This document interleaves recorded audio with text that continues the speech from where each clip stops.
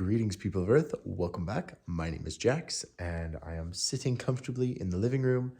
Today, we are talking about how I balance or justify religion and my spirituality with being gay.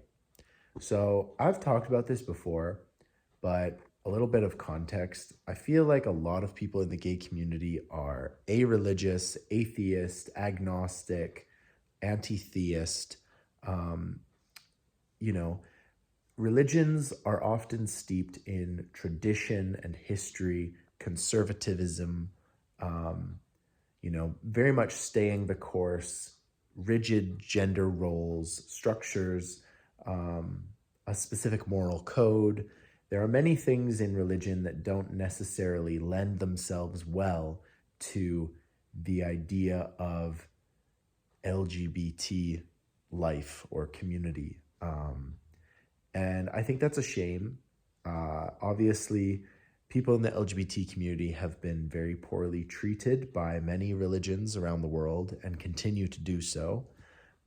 Religious people are a source of antagonism for the gay community in many ways, which is very sad again.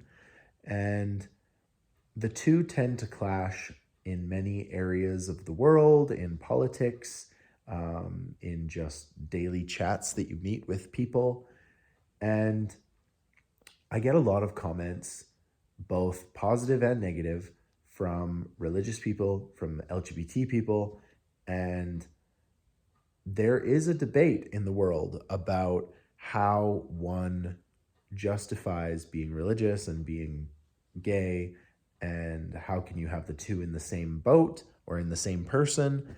How can you justify sort of the historical treatment of LGBT people with religion? How can you rectify your relationship with a god with being queer? So there's like a whole lot to unpack here, and I'm not going to be able to do it justice, but I'm going to tell you how I look at it and how I justify it and everything. I have to say, first of all, I do not find myself specifically tied to one religion. I was raised in the Methodist Church. The current Methodist Church, or the United Church in Canada, has really no restrictions about gay marriage. They were, in fact, the first church in Canada to really support gay marriage. The local church has a rainbow paved thing. It's very inclusive. Their sign has the LGBT flag on it. I was raised in that church and raised to love everyone, treat everyone with respect, to not judge people. I don't consider myself a Methodist or a Christian. I embrace a lot of the tenets and a lot of the important things that I think are vital to living a good life, from the Bible, from teachers of religious faith, those kinds of things. But I have found really good insight in Islam, in the Book of Mormon, in many Judaic principles and ideas. So in many faiths around the world, obviously, as you know, I'm a Taoist. I don't consider that a religion. I consider that a philosophy of moral principles and a way of looking at the universe and looking at the world and interacting with it.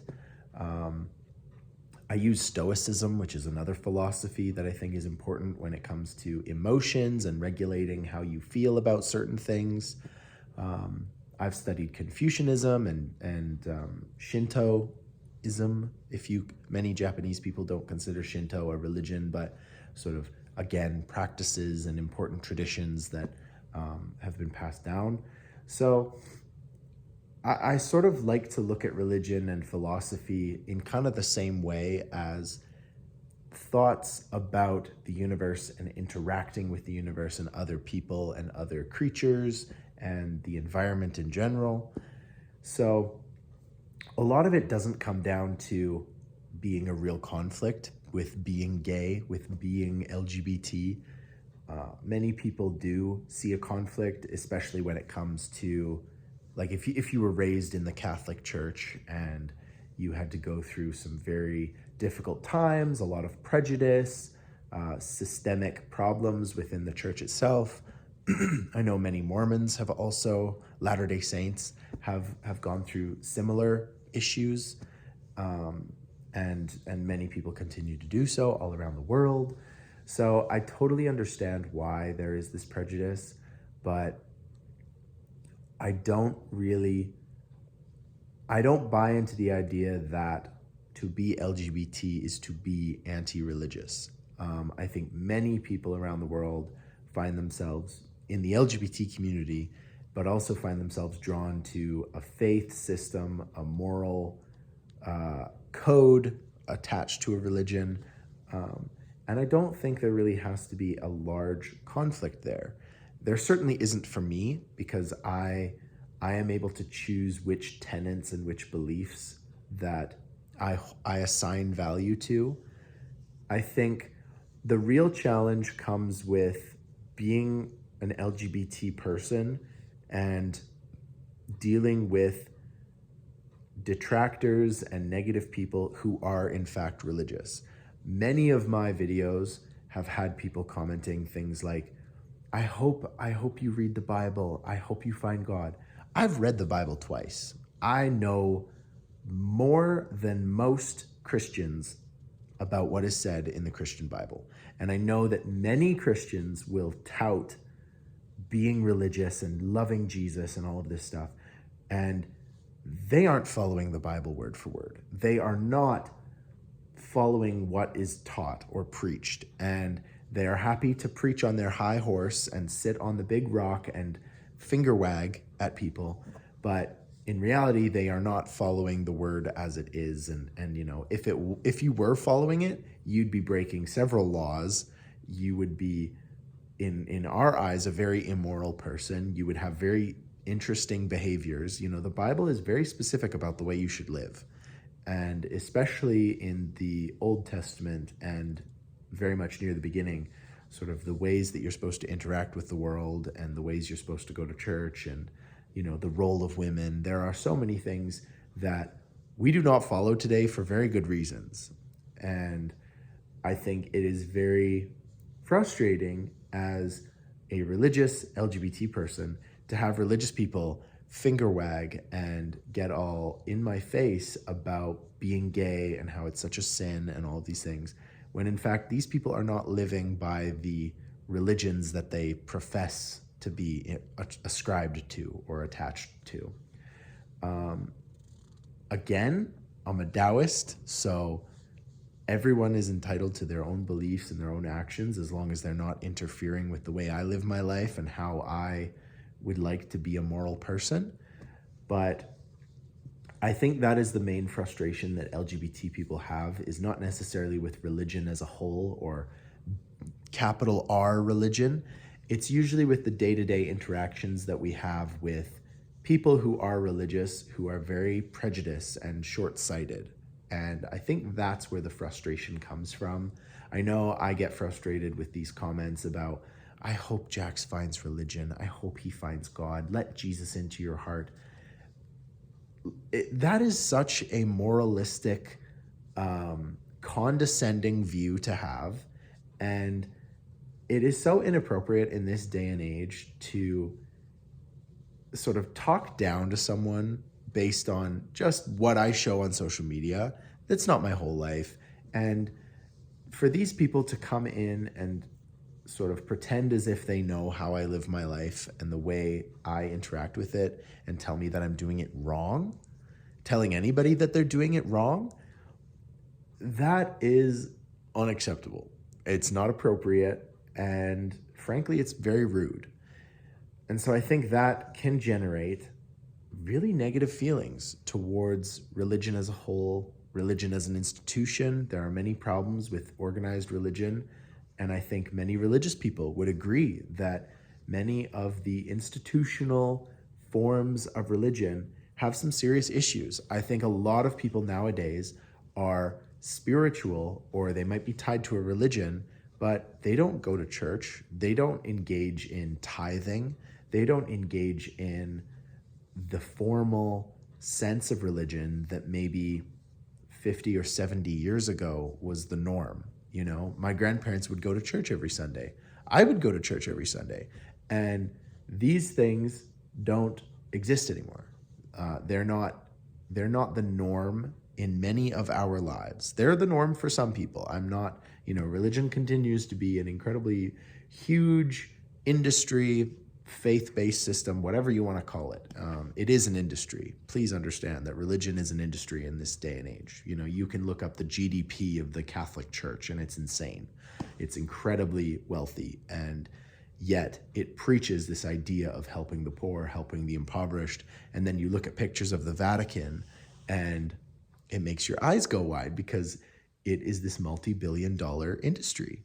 So I think, as an LGBT person, it is very easy to look at organized religion and say, these guys are total hypocrites. And of course, everyone ends up being a hypocrite in some factor, in some element of their life. But it's one thing to finger wag and, get all condescending with me about my life when you look at the organized religion that this person is supporting and it's totally hypocritical.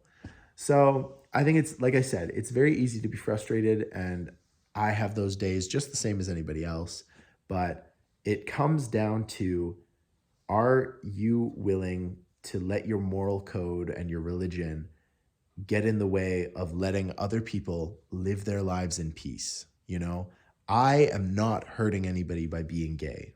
And I don't care what your opinion is on that fact. It is a fact that I am not hurting anybody else by living the way that I was born and that I was created as.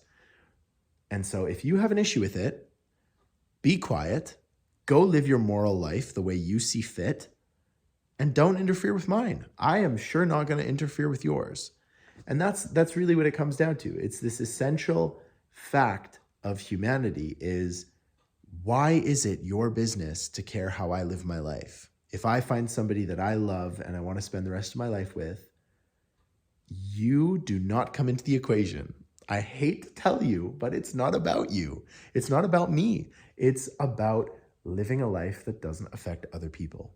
And so much of religion, philosophy, moral teaching comes down to that golden rule of treat others how you'd like to be treated, and don't interfere with others when they're living their good life, whatever that may be. As long as it doesn't interfere with others, it's not about you. And so I think it just comes down to that kind of wisdom and being able to see the nuance, being able to understand that if I live my life this way and you live your life that way, we do not have to negatively impact each other. So that's all I wanted to say. I don't come from a place of anger when I say these things. Some of my closest relations are highly religious, involved in organized religion, and they respect how I live my life. I respect how they live their lives. There is no conflict. There is no animosity or vitriol, and we live beautiful lives together. And I think that is the absolute best case scenario for the billions of us living on this little rock, hurtling through space. I won't interfere. You don't interfere. We can actually live and coexist in a beautiful world. I know there are so many other topics that we could get into in this kind of video. We could discuss so much of the institutional problems. We could discuss the historical issues, issues in daily politics today going on in this very world as I speak. There are so many things that I can't discuss in a 15-minute video that I would love to be able to discuss properly. So just this is how I see it. This is how I interact as a religious person, as a LGBT individual, as a person on this earth who has experienced life for many years. This is how I view it all. And like I said, I don't come from a place of hatred or anger. I just thought interesting topic of discussion. We often have great discussions on this channel. So thank you so much. Please keep the comments respectful, and let's not blast anyone for their beliefs. Let's not kowtow or be condescending to anybody and anyone's beliefs, because these are traditional things that people have been raised with. These are issues that people have had growing up, different traumas, different difficulties, and it's not easy to have a intimate discussion about these things in a meaningful way, especially on the internet, where we often use fake names and hidden accounts, and we try and say the most unspeakable thing to make people angry and get a rise out of them. And you have to remember that many of the comments will be bots. They will be AI attempting to stir up anger in order to provoke and to incite. And we are not going to fall for that. It is becoming increasingly apparent that the internet is filled with fake opinion, and it's just meant to get a rise out of people. So we will not stoop to that level. We will not fall for the bots and the artificial intelligence, because we are better than that. So with that being said, thank you so much for listening. I hope this helps you understand the way I view religion and being gay. And as always, guys, I will talk to you tomorrow.